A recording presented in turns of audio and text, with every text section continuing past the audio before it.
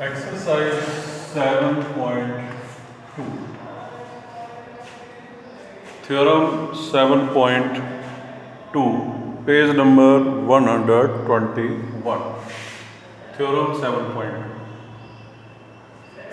In isosceles triangle angles opposite to equal sides are also equal। इसमें हमको ये prove करना है कि if two sides are equal in a isosceles triangle then its opposite angle will be equal। तो in equal side के opposite angle भी equal होंगे।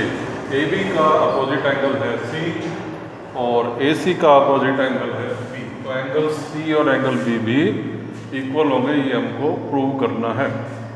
और गिवन क्या है, in triangle ABC AB is equal to AC। Construction करेंगे इसमें हम, draw a bisector of angle A, angle A का बाइसेक्टर ड्रॉ करेंगे। यहाँ कंपास रखेंगे, एक आर्क लगाएंगे, यहाँ से एक आर्क फिर लगाएंगे और यहाँ से एक आर्क फिर लगाएंगे। इसको कहते हैं हम bisector of angle A। Bisector का मतलब कि ये जो एंगल A है इसके टू इक्वल पार्ट्स हो गए, angle 1 is equal to angle 2। तो देयरफॉर कंस्ट्रक्शन में हमने क्या किया, ड्रॉ ए बाइसेक्टर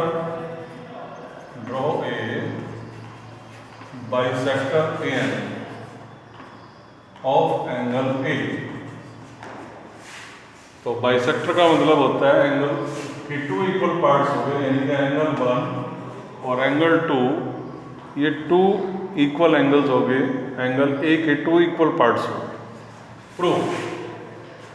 अब हमको प्रूव करना है कि एंगल B और C इक्वल होगा। उसके लिए ट्राइंगल BAM और CAM को हम कॉन्ग्रुएंट प्रूव कर देंगे।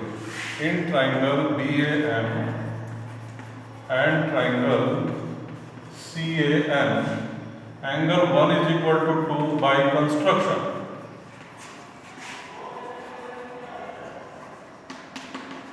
Angle 1 is equal to angle 2 by construction. AM equal to AM common side,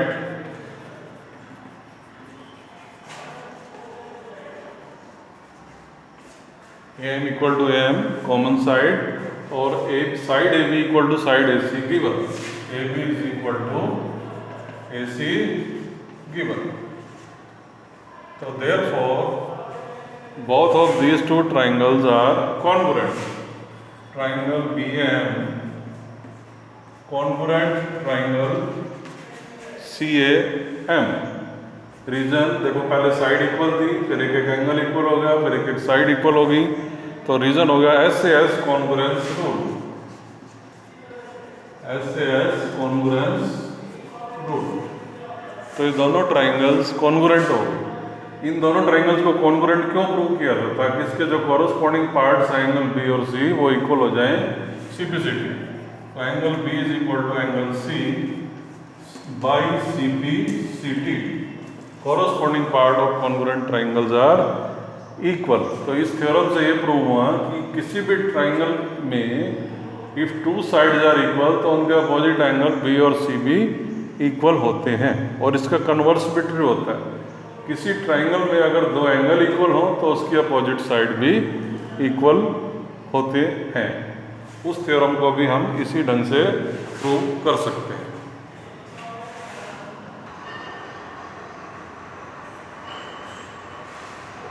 exercise 7.2 question number 1, triangle ABC। In this triangle AB equal to AC, triangle ABC एक isosceles triangle है, ऐसा given है, यानी कि AB is equal to AC। Bisector of angle B and C intersected O। Bisector का मतलब angle B के two equal parts हो गए, एंगल 1 इज इक्वल टू 2 और दोनों ही हाफ हो गए एंगल A के। और बाइसेक्टर ऑफ एंगल C का मतलब एंगल 3 और 4 इक्वल हो गए और दोनों ही हाफ हो गए एंगल C के। और एंगल B और C के बाइसेक्टर O पर इंटरसेक्ट करते हैं, AO को ज्वाइन किया गया है। We have to prove that कि OB और OC इक्वल है। Number 2, AO bisect angle A। AO angle A को बाइसेक्ट करता है, ये हमको प्रूव करना है। मतलब एंगल 3 और 4 इक्वल है, इस एरो मार्क का मतलब होता है AO bisect angle 80 implies that, arrow mark का इट इम्प्लाइज दैट, यानी कि इस लाइन का ये मतलब है कि एंगल 3 और 4 को हमको इक्वल प्रूव करना है। Number 1 OB is equal to OC prove करेंगे सबसे पहले। It is given that in triangle ABC AB और AC इक्वल है। AB is equal to AC given, और अभी अभी हमने थ्योरम में पढ़ा if two sides are equal तो उनके अपोजिट एंगल B और C इक्वल होंगे, therefore angle B is equal to angle C। Reason angles opposite to equal sides. ये कौन है? ये एंगल्स हैं किसके सामने? अपोजिट टू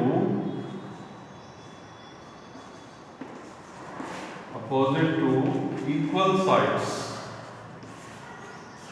ट्राइंगल में इक्वल साइड के सामने के एंगल है वो भी इक्वल होते हैं। Angle B equal to angle C multiplying by half से मल्टीप्लाई कर देंगे।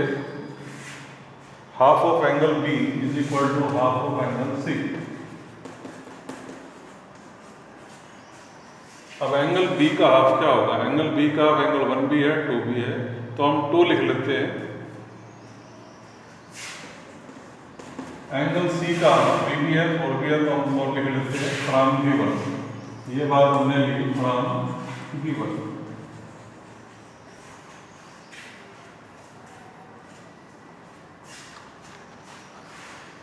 अब ये जो एंगल 2 इक्वल टू 4 हमने प्रूव किए हैं, ये है ट्राइंगल OBC के अंदर। In triangle OBC we have proved that angle 2 is equal to 4 prove. और किसी भी ट्राइंगल में अगर दो एंगल इक्वल हों तो उनकी अपोजिट साइड भी इक्वल होती है। तो therefore OB is equal to OC।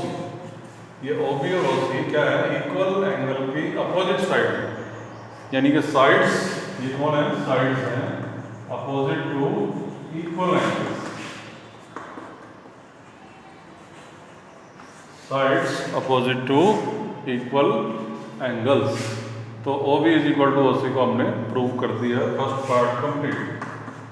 Second part, अब हमने प्रूव करना है AO बाइसेक्ट करता है एंगल A को, यानी कि हमको प्रूव करना है कि एंगल 3 और एंगल 4 इक्वल है। उसके लिए हमको ट्राइंगल OAB और OAC को कॉन्ग्रुएंट प्रूव करना होगा। In triangle OAB and triangle OAC, इन दोनों ट्राइंगल्स में क्या क्या इक्वल है? एक तो OA equal to OA common side होगी, OA equal to OA common side, क्योंकि दोनों ट्राइंगल में है। और OB इक्वल टू OC अभी अभी प्रूव किया है। OB is equal to OC prove.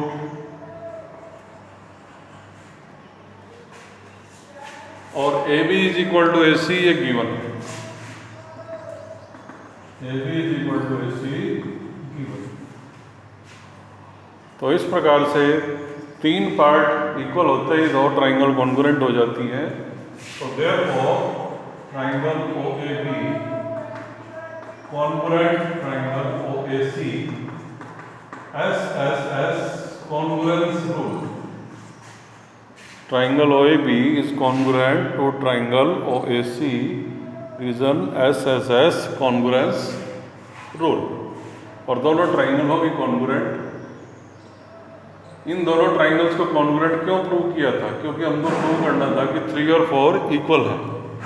तो क्योंकि दोनों ट्राइंगल कॉन्ग्रुएंट है तो उसके कॉरस्पॉन्डिंग पार्ट्स 3 और 4 भी इक्वल होंगे। तो angle 3 is equal to angle 4 by CPCT।